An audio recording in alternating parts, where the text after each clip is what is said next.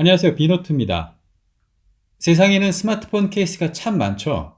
평범한 케이스부터 예쁜 케이스, 아머 케이스, 더 아무한 철 케이스 등 너무나도 많은 케이스가 있습니다. 그래서 사람들은 각 상황별 케이스에 맞게 케이스 바이 케이스로 케이스 종류별로 구매하는 케이스가 참 많죠. 오늘은 그 중에서 갤럭시 S10을 기준으로 세울 수 있는 케이스 3종을 한국, 미국, 중국 브랜드별로 비교해서 소개해 드리겠습니다. 같이 가시죠. 먼저 스탠딩 케이스의 장점부터 말씀드리자면 스마트폰의 활용도가 훨씬 높아진다는 거죠. 혼밥할 때나 공부를 할 때, 그냥 영상을 볼 때, 영상을 보면서 이렇게 카톡을 할 때도 세울 수 있다는 것은 엄청난 편리함이죠. 스마트 링 같은 거를 붙여도 되지만 무선 충전이 좀 불안정해지고 바닥에 놓을 때도 균형이 안 맞는 문제가 생기죠.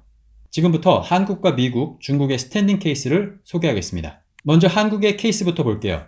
삼성의 프로텍티브 스탠딩 케이스입니다. 가격은 배송료까지 해서 3만원이 좀 안되게 구매할 수 있고요. 색상은 두 가지, 실버와 블랙이 있습니다. 밀리터리 스탠더드 테스트를 통과한 제품인 만큼 갤럭시를 안전하게 보호해주겠죠.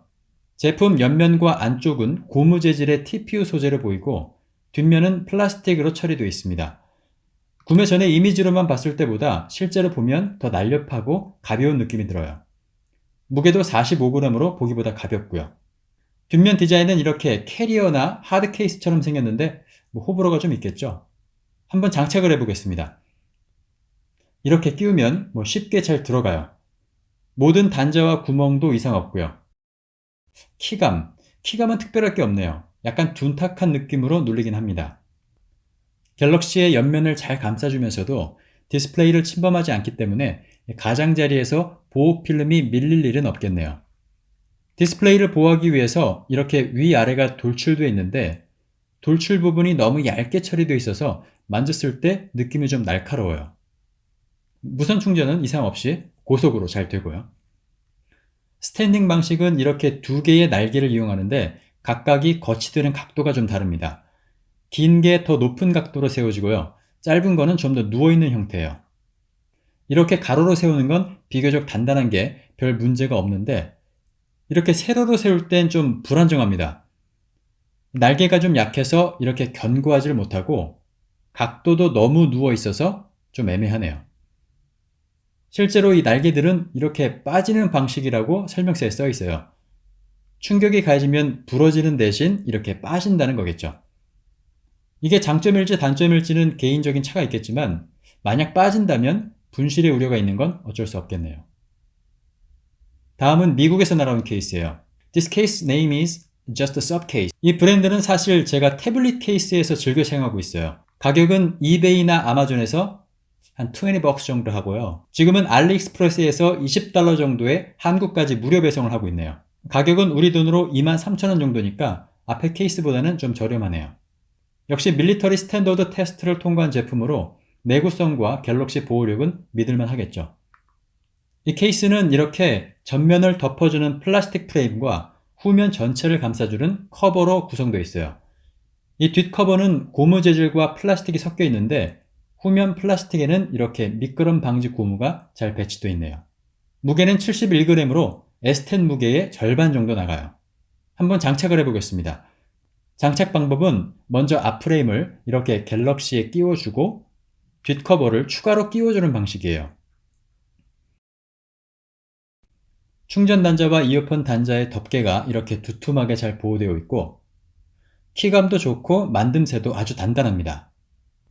디스플레이 가장자리에서 보호필름 밀림 현상도 없고요. 옆에서 보면 디스플레이를 보호하기 위해서 이렇게 자연스럽게 위로 솟아있는 걸 볼 수 있어요. 전체적인 케이스의 형태나 단단함으로 봤을 때 디스플레이에 직접적으로 가해지는 충격이 아닌 이상 핸드폰이 부서질 일은 없겠네요. 스탠딩은 슬라이딩 방식으로 이렇게 접었다 폈다를 할 수 있고 안쪽에서 딱 하고 한번 걸리면 단단하게 고정이 돼요. 이 고정바의 크기나 강도로 봤을 때 상당히 안정적으로 고정됩니다. 가로, 세로 전부 다 안정적이고 적당한 각도로 고정이 되고 있어요. 그리고 이 고정바 때문에 생긴 고리 안으로 손가락을 이렇게 넣어서 링처럼 안정적으로 들고 있을 수도 있겠네요.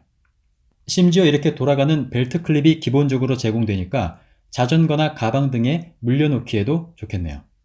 물론 고속 무선 충전도 이상 없이 잘 되고요.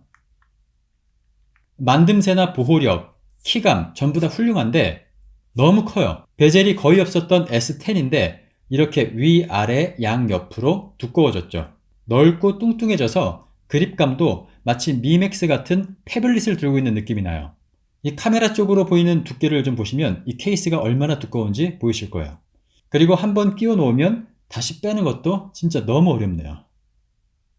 마지막으로 중국에서 온 케이스예요.